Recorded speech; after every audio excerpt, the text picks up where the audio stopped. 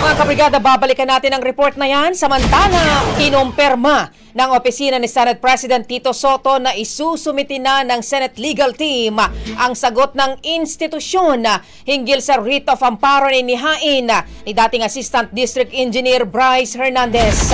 Maalalang inihain ng kampo ni Hernandez ang petisyong ito matapos siyang ilipat sa Pasay City Jail mula naman sa PNP Custodial Center sa Campo Crame.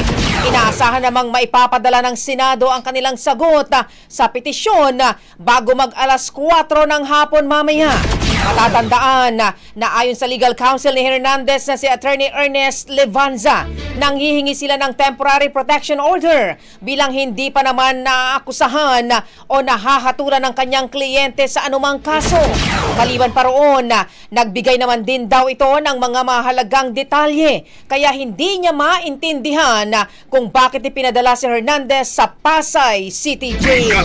Ang bahaging ito ay hatid sa atin ng Yummy-Vit ES3 Syrup. Simulang tuparin ang pangarap ng iyong anak. And stunting now!